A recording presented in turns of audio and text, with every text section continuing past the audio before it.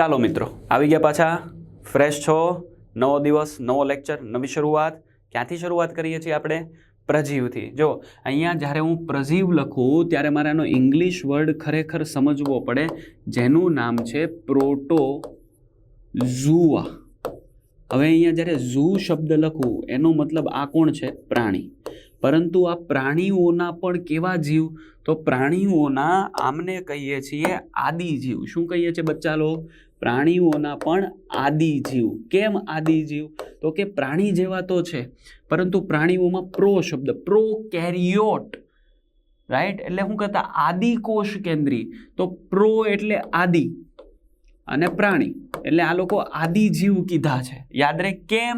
કેમ કે પ્રજીવ જે છે એ કેવા? ખાસ કરીને પ્રોટિસ્ટા કેવા? તો કે એક કોષી અને સુકોષ કેન્દ્રી. જો પોઈન્ટને ફરીથી રિપીટ કરું છું, એક કોષી અને સુકોષ કેન્દ્રી જીવ છે.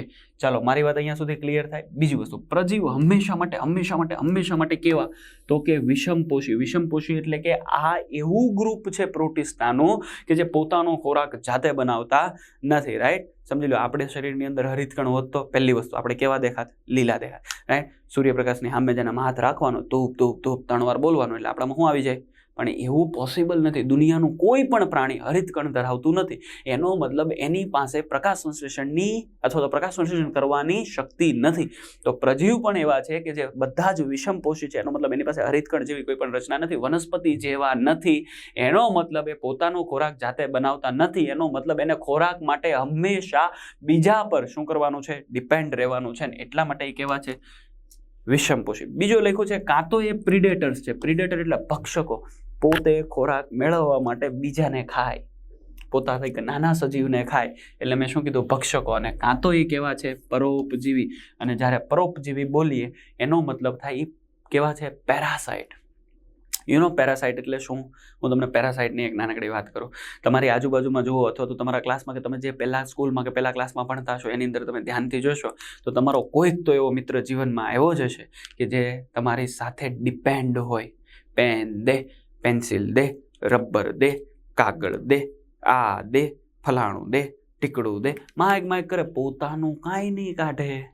બસ એને આપણે પરોપજીવી કહેવાય. એનો મતલબ પરોપજીવી એક પ્રકારની એવી રિલેશનશિપ છે જેમાં એક સજીવ જે છે એ બીજા સજીવને પોતાનામાં આશરો આપે છે, જેના કારણે આ જે બીજો સજીવ છે એ પહેલા સજીવનો ફાયદો ઉપાડે છે અને પહેલા સજીવમાંથી પોતાના શરીરને જોઈએ એ દ્રવ્ય ઘટક આ લે છે. અને જેના કારણે જે બીજો સજીવ જે છે એ શું કરે? પરોપજીવી તરીકે જીવે છે. પોતાનો ફાયદો અને બીજાનું નુકસાન. યાદ રાખજો, પરોપજીવન શું હોય? પોતાનો ફાયદો, પણ જેના સજીવનો આશરો લીધો છે એનું શું થઈ જાય છે? નુકસાન થઈ જાય. પરોપજીવી પાછા 2 પ્રકારનો હોય, બાહ્ય પરોપજીવી કાં તો અંતઃ પરોપજીવી. શરીરની અંદર જીવે તો અંતઃ પરોપજીવી, શરીરની બહારની સપાટી પર જીવે તો એને શું કહીશું મિત્રો? આપણે બાહ્ય પરોપજીવી કહીએ છીએ. ક્લિયર? બીજો નેક્સ્ટ પોઈન્ટ લખ્યું છે કે એ ભક્ષકો છે, પરોપજીવી છે અને પ્રાણીઓના આદિ સંબંધી. એટલા માટે મેં શબ્દ લખ્યો છે આદિજીવ. એને મુખ્ય 4 જૂથમાં એના હલનચલન પ્રચલનના આધારે, જો પોઈન્ટ યાદ રાખજો, આ 4 જૂથ કેવી રીતે પડ્યા? તો કે એના હલન, ચલન અને પ્રચલન અંગોને આધારે આપણે એને કેટલા ભાગમાં વિભાજિત કર્યા છે? 4 ભાગમાં. પહેલું છે અમીબાસમ, પહેલું છે અમીબાસમ, બીજું છે કશાધારી, ત્રીજું છે પક્ષમધારી અને ચોથું છે બીજાણુધારી. ફરીથી બોલું, અમીબાસમ, કશાધારી, પક્ષમધારી અને બીજાણુસમ. સૌથી પહેલા આપણે વાત કરીએ છીએ કોની? તો કે અમીબાસમની વાત કરીએ છીએ. એટલે કે આપણે એવા જીવની વાત કરીએ છીએ જે હલનચલન અને પ્રચલન કોના દ્વારા કરે છે?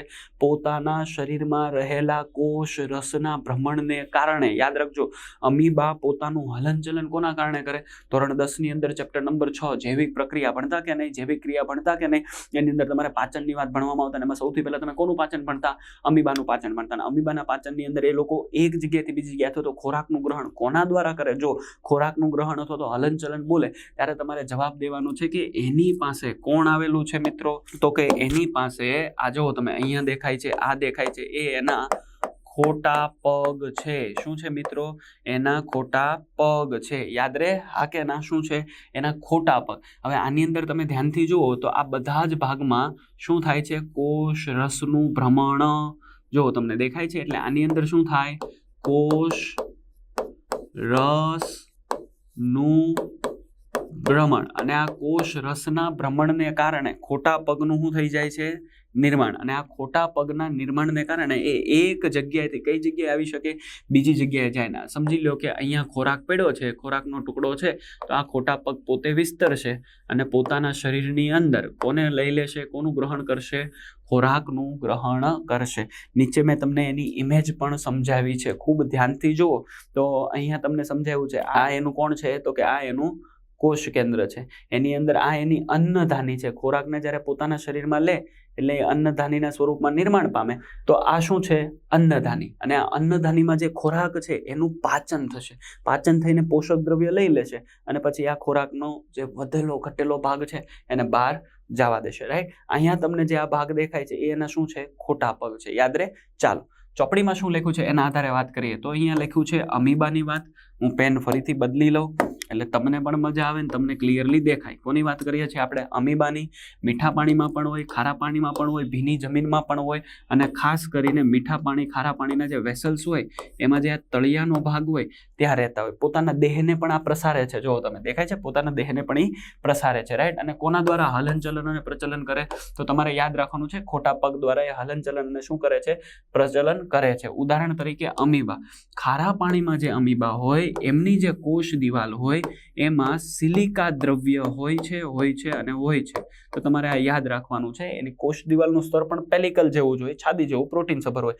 કોઈ પણ પ્રકારની રિજિડ કોષ દિવાલ નથી. એના કારણે જે કોષ રસ સ્તર અને ખોટા પગ છે એ ફેલાવીને મૂવમેન્ટ કરી શકે છે. બીજી વસ્તુ, આ બધા જ અમીબાની જો હું વાત કરું ને તો બધા અમીબા કેવા છે?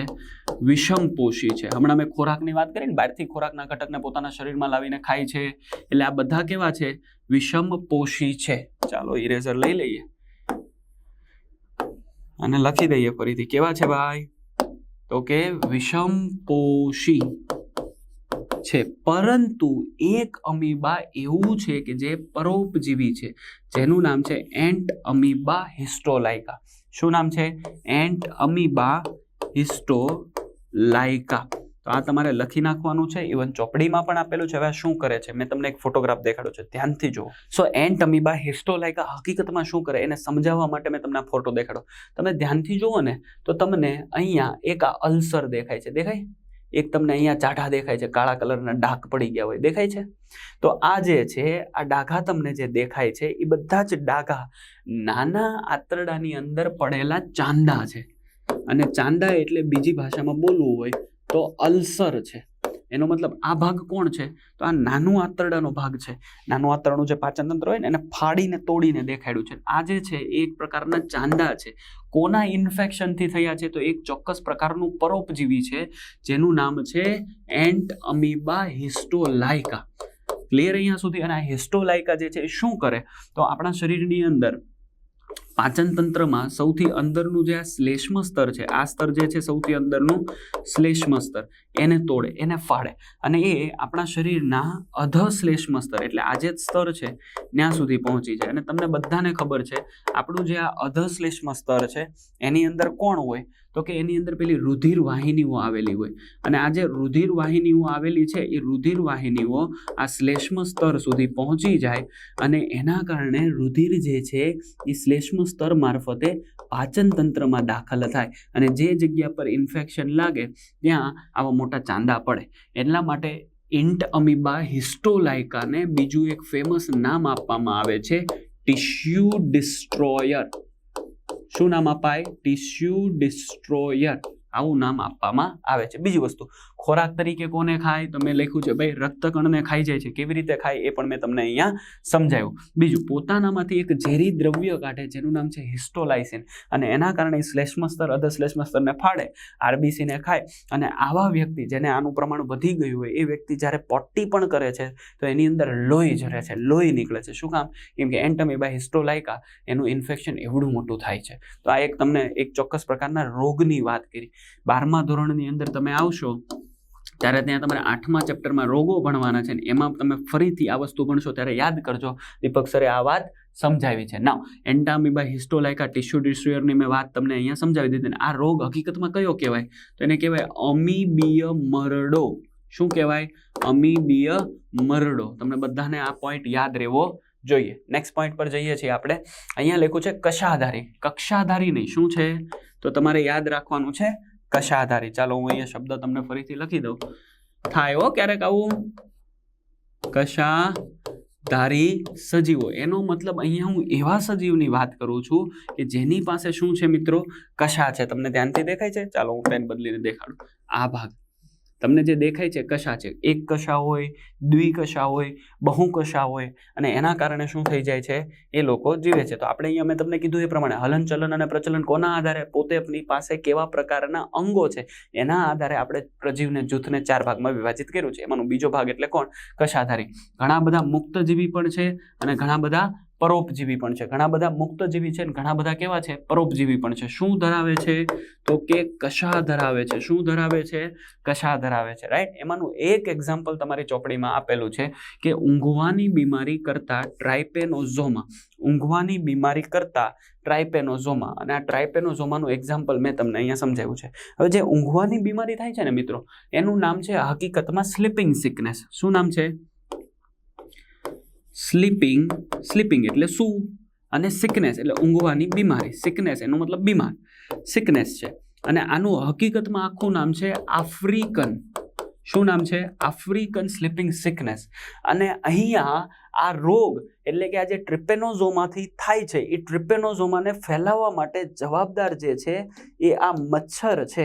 અને આ મચ્છર તમે જે જુઓ છો એનું નામ છે સી ફ્લાય. શું નામ છે મિત્રો, તો એનું નામ છે સી ફ્લાય. ઘણા શિક્ષક મિત્રો, ઘણા લોકો આને તસે પણ બોલે, ઘણા લોકો આને સેત્સે પણ બોલે, પણ આનું ઓરિજિનલ પ્રોનાઉન્સિએશન શું છે, સી ફ્લાય. એટલે તમારે આ જ યાદ રાખવાનું, ટી સાયલેન્ટ છે. તો સી નામની એક માખી છે જેના દ્વારા શું થઈ જાય છે, તમને પોતાના શરીરમાં ટ્રિપેનોઝોમા દાખલ થાય છે. તમે જુઓ, અને પોતાના શરીરમાં જ્યારે ટ્રિપેનોઝોમા દાખલ થાય, રુધિરમાંથી ચેતાતંત્રમાં આવે, આપણા શરીરના ચેતાતંત્રને નબળું પાડે, ને ખાસ કરીને મધ્યસ્થ ચેતાતંત્રને નબળું પાડે, એટલે મસ્તિષ્ક અને કરોડરજ્જુને નબળી પાડે.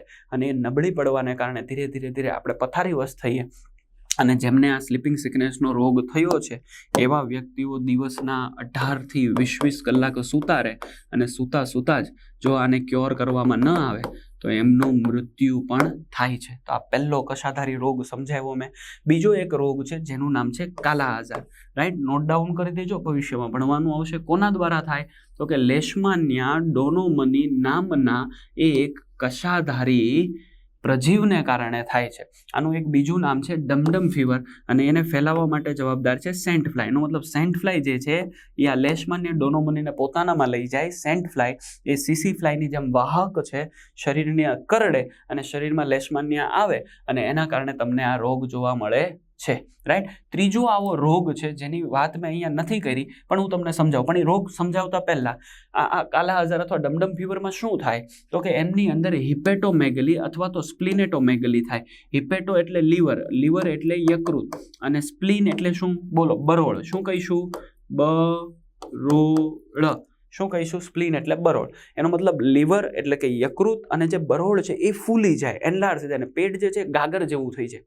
ખ્યાલ આવે? અને ધીરે ધીરે એમાં રિકવરી આવે. જો રિકવરી ના આવે તો વ્યક્તિ મરી જાય. એનું નામ છે ડમડમ ફીવર અથવા તો કાલા આઝાર. કોના કારણે થાય, લેશમાન્યના કારણે થાય. કોણ ફેલાવે, સેન્ટ ફ્લાય. આવો જ એક બીજો રોગ છે જે આપણે અહીંયા મેં વાત નથી કરી, પણ એનું નામ છે ટ્રિકોમોનાસ વેજાઇનેલિસ. હું અહીંયા સ્ટાર કરીને લખું છું, ટ્રિકોમોનાસ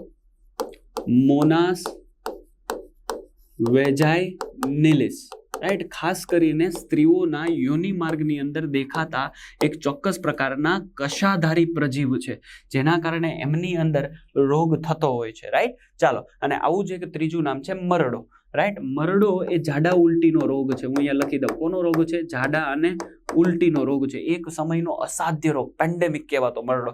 કોના કારણે થાય તો જિયાર્ડિયા. મારું પ્રોનાઉન્સિએશન સમજજો, જિયાર્ડિયા ઇન્ટેસ્ટાઇનારિસ. આને પણ લખી નાખજો. રાઈટ. જિયાર્ડિયા ઇન્ટેસ્ટાઇનારિસ એક પ્રકારના પ્રજીવ છે જેના દ્વારા મરડો થાય છે, શરીરમાં દાખલ થાય. અને આના માટે એક બહુ ફેમસ વર્ડ બોલાય છે. શું તો કે grand old man of intestine. કેમ કે આ વર્ષોથી મરડો બહુ જૂનો રોગ છે. ઇન્ટેસ્ટાઇનની અંદર આ જીઆરડીયા ઇન્ટેસ્ટાઇન નામના પ્રજીવ રહે અને ઝાડા ઉલટી સતત થતા રહે, રાઈટ. એના કારણે રોગ થાય એટલે એને grand old man of intestine કહેવાય. રોગનું નામ મરડો, ઝાડા ઉલટીના કેસ અને જીઆરડીયા ઇન્ટેસ્ટાઇનરિસથી થાય. તો આખી વાત કોની કરી મેં? કશાધારીની. હવે નંબર 3 પર જઈએ છે, પક્ષમધારી. કોની વાત કરવી છે મિત્રો? પક્ષમધારી. અને તમે ધ્યાનથી જુઓ તો અહીંયા મેં તમને પક્ષમને દેખાડ્યા છે. દેખાય તમને? તમે જુઓ, આ આખું ચપ્પલ જેવું દેખાય. કોણ છે આ? બોલો તો. પેરામિશિયમ. ઓફકોર્સ તમે ભણી ગયા છો. અમીબા અને પેરામિશિયમ બાયોલોજીના સ્ટુડન્ટના મોઢા ઉપર રહેલા આ બે શબ્દ 9મા ધોરણના, 8મા ધોરણના, 11મા ધોરણના ક્વેશ્ચનમાં છોકરાઓને તમે પૂછો એટલે બધાને આ અમીબા એક કોશી કીધું એટલે સીધું અમીબા અને પેરામિશિયમ તો બોલાય. એમાં તમે આ જુઓ છો બહુ બધા નાના નાના પક્ષમ છે. ચાલો હું તમને એક ક્વેશ્ચન પૂછું. પક્ષમ અને કશામાં અકોર્ડિંગ ટુ ચેપ્ટર નંબર 8 કેવું અરેન્જમેન્ટ હોય? તો તમારે એનો જવાબ દેવાનો છે કે એની અંદર 9+2 નું અરેન્જમેન્ટ હોય. તમને બધાને ખબર છે ને આ રીતનું હોય, વચ્ચે 2 પેલા હોય, તંતુકો હોય, એની પછી 2 બીજા તંતુકો હોય, 9 ત્રિજ્યાવર્તી તંતુકો હોય, 4, 5, 6, 7, 8 અને 9 એકબીજા સાથે જોડાયેલા હોય, અંદર તરફ જોડાયેલા હોય અને એના કારણે આવી રચના બને. કોની રચના છે? પક્ષમ અને કશાની રચના છે. તો આ બધા કોણ છે? આ બધા કોણ છે? કોણ છે? કોણ છે? કોણ છે? તો આને આપણે કહીએ છીએ પક્ષમો છે. પરંતુ મારે તમને જે સમજાવવું છે, આ જે પક્ષમો છે ને એમાં નીચેના પક્ષમાં તમે ધ્યાનથી જુઓ, જેની સાઇઝ મોટી છે, જે દિશા સૂચન કરે, એટલે એને કોઈ જગ્યા પર વળવું છે તો આ જે છે એ કામ કરે. આને શું બોલાય? તો એને બોલાય કડલ ટફ્ટ. શું બોલાય? કડલ ટફ્ટ, જેના દ્વારા એ વળી શકે છે. ચાલો અહીંયા સુધીની વાત ક્લિયર થઈ ગઈ. બીજી વસ્તુ, એનો જે આ ભાગ છે, આ ભાગ શરીરની બહાર પણ જુઓ તમે, અંદર સુધી આ કોણ આવેલા છે? પક્ષમો આવેલા છે, જેના દ્વારા ખોરાકને ગળવાનું કામ કરે. એટલે આને આમ સાદી ભાષામાં બોલીએ તો મુખીય કંઠનળી કહેવાય. મુખીય કંઠનળીનો ભાગ કે જેના દ્વારા એ શું કરે છે? ખોરાકને પોતાના શરીરની અંદર લઈ જાય. અહીંયા તમે જે જોઈ રહ્યા છો એ અન્નધાની છે. શું બની ગઈ બચ્ચા લોગ? અન્નધાની. એટલે હું અહીંયા લખી દઉં, આ કોણ છે? અન્નધાની. તમારી પાસે સમય બચે છે તો મારી સાથે સાથે ડાયાગ્રામ દોરી શકો, અથવા તો જ્યારે આ લેક્ચર પતે પછી શાંતિથી આ ડાયાગ્રામ તમે દોરી દેજો. અહીંયા તમને જે દેખાય છે કોન્ટ્રાક્ટાઇલ વેક્યુલ, જે આ દેખાય છે ને એને આપણે બોલીએ છીએ આંકુચક પ્રકારની રસધાની. આંકુચક પ્રકારની શું છે? રસધાની. અને જ્યારે આ રસધાનીની વાત કરીએ તો કેના કામમાં આવે? તો તમારે યાદ રાખવાનું છે, રસધાનીનું મુખ્ય કામ છે આશ્રુતિ નિયમન. શું નામ છે? આશ્રુતિ નિયમન. એટલે આમના કોષની અંદર પાણીનું પ્રમાણ જાળવી રાખવું અને ઉત્સર્ગ દ્રવ્યને દૂર કરવા. ઉત્સર્ગ દ્રવ્યને શરીરમાંથી શું કરવા? દૂર કરવા માટે કામનું છે. હવે સૌથી ઇમ્પોર્ટન્ટ વાત સમજાવું છું, સમજજો ધ્યાનથી. એમની પાસે 2 પ્રકારના કોષ કેન્દ્ર છે. એક કોષ કેન્દ્ર નાનું છે, દેખાય તમને? અને એક કોષ કેન્દ્ર મોટું છે. મોટું કોષ કેન્દ્ર શરીરની દેહધાર્મિક ક્રિયા માટે કામ કરે. હલન ચલન, પ્રચલન, આ છે તે છે, બધા જ પ્રકારની ક્રિયા. અને નાનું કોષ કેન્દ્ર જે છે એ શરીરની અંદર પ્રજનન માટે કામ કરે. કોના માટે? પ્રજનન માટે ઇમ્પોર્ટન્ટ છે. તો મોટું અને નાનું કોષ કેન્દ્ર પણ તમને ખ્યાલ આવી ગયો. ઇન શોર્ટ મેં તમને આની અંદર આવેલી બધી જ વાતને સમજાવી. હવે આના સિવાય બીજી 2 થી 3 વાત છે, હું તમને સમજાવું. હંમેશા અહીંયા યાદ રાખવાનું, પક્ષમધારી સજીવો. કોની વાત કરવી છે મારે? પક્ષમધારી સજીવો. જ્યારે પક્ષમધારીનું નામ આવે એટલે પહેલું નામ તમારી પાસે કોનું આવવું જોઈએ? પેરામિશિયમનું. કેવા છે? જબજ નહીં. કેવા છે?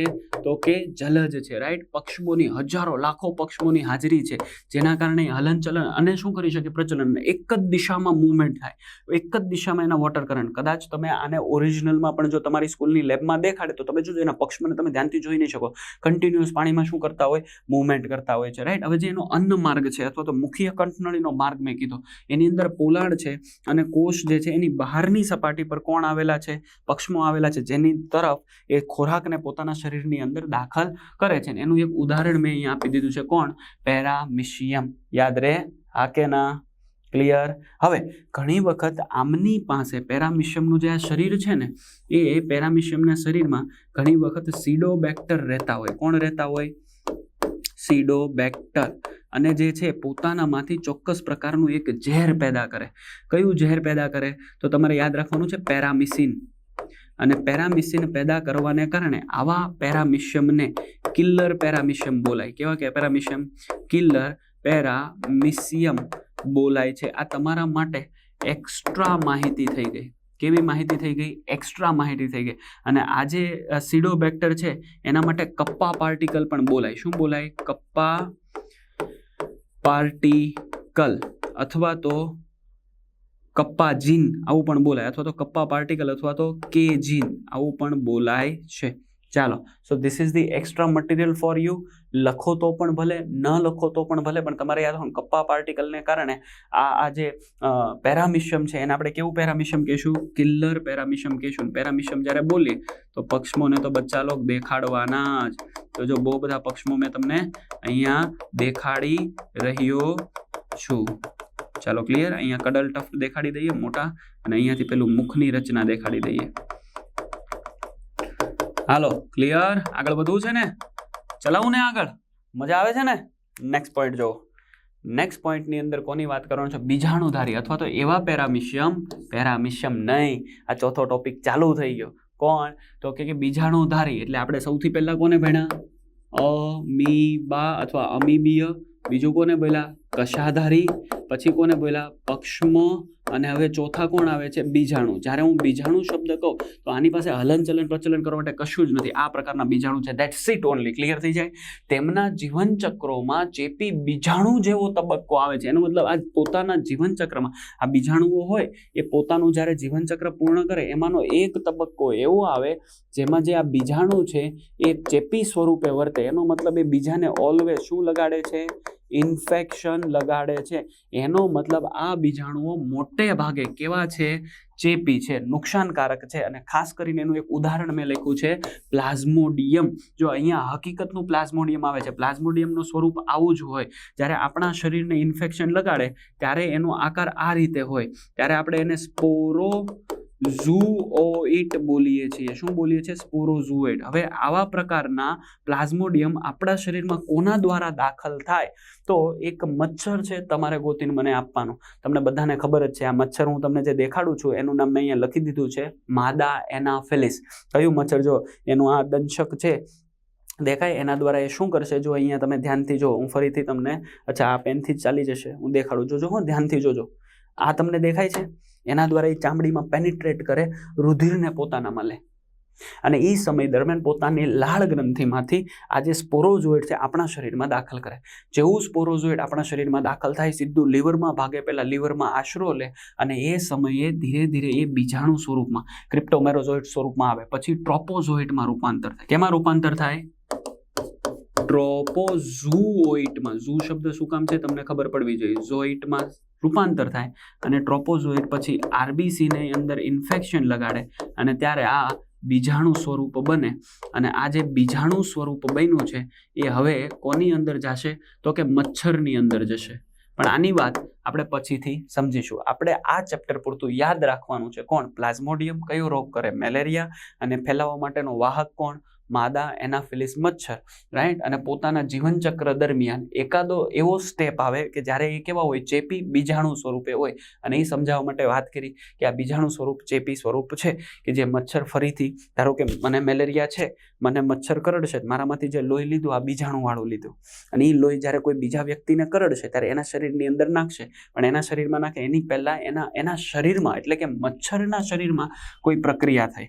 રાઈટ. મચ્છરના શરીરમાં ફરીથી શું બનશે? તો કે એ ફરીથી મચ્છરના શરીરમાં ટ્રોપોઝોઇડ બનશે અને મચ્છર જ્યારે બીજા વ્યક્તિને કરડશે ત્યારે આ ટ્રોપોઝોઇડ એના શરીરમાં દાખલ થશે અને આ સાયકલ આખી ચાલુ રહેશે. ક્લિયર? તો અહીંયા મેં પ્રજીવની વાત પૂરી કરી. ખ્યાલ આવે છે? તો તમને બધાને મસ્ત મજાનું થેન્ક યુ. આ પ્રજીવની લાઈન ભલે એટલી ગમતી છે, નાનકડો અમથો છે, 10-15 લાઈન છે, પરંતુ આમાંથી એક નીટનો ક્વેશ્ચન તો બને જ. એટલે મેં તમને રોગ સાથે આખું સમજાવ્યું છે. ક્લિયર?